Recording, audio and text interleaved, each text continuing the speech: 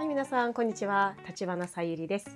いきなりですが、この人とは話しやすいなって感じる人と、この人とはなんだか落ち着かないなって感じる人、その差どこにあるか知ってますか？実はそれ、話し方テクニックではなくて、座る位置だけで決まってるんです。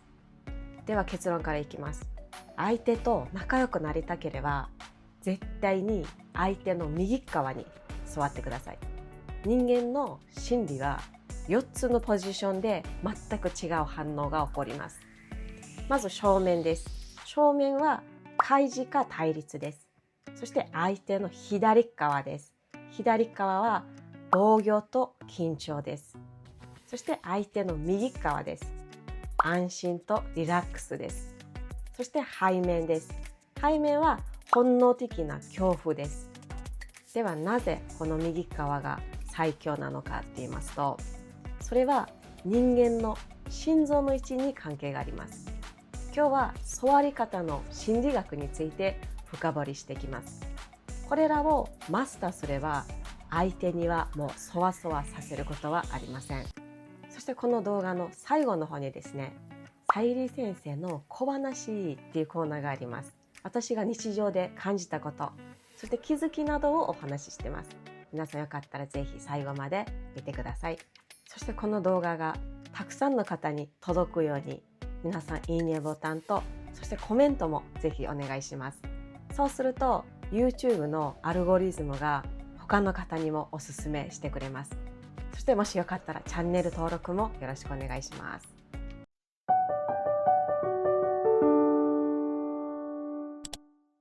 ではまず正面です。正面に座ると相手はあなたの表情をしっかり読み取れます。人は会話の中で安心するかどうかを判断しているのは言葉ではなくて相手の表情とそして視線なんです。だから正面にいるとお互いに何を考えているのか分かる状態なんです。だから相手も心を開きやすいんです。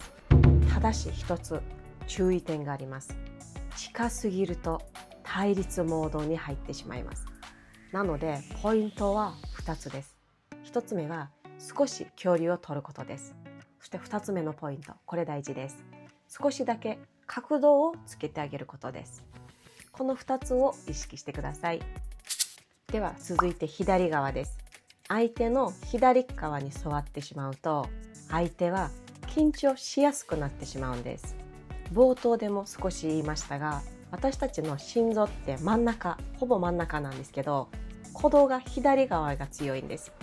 なので自然に本能的に大事な心臓を守ろうとして緊張してしまうんです。これは進化心理学的にも証明されています。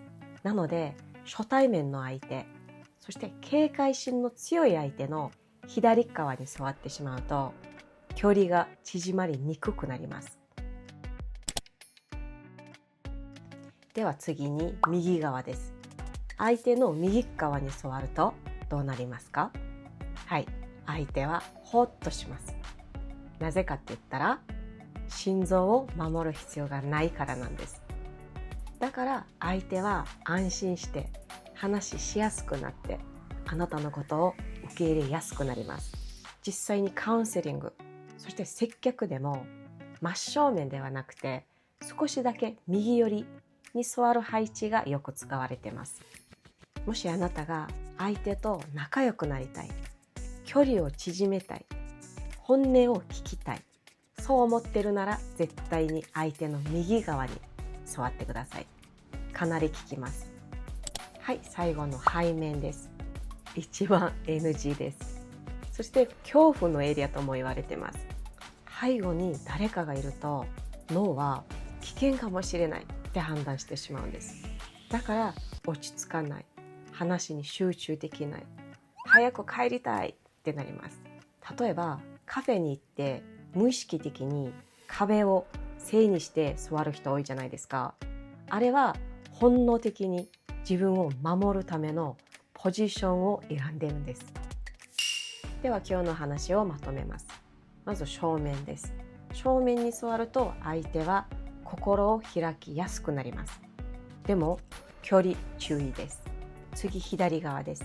相手の左側に座ると相手は防御本能で緊張しやすくなります。そして背面です。絶対に NG です。恐怖のエリアです。つまりですよ、会話は話す前から勝負が決まってるってことなんです。はい、ここで皆さんに質問です。皆さん普段どの位置に座ることが多いですか？正面ですか？右側ですか？それとも左側ですか？それともあんまり気にしたことがなかったですか？ぜひコメントで教えてください。続きまして、さゆり先生の小話コーナーです。どうぞ。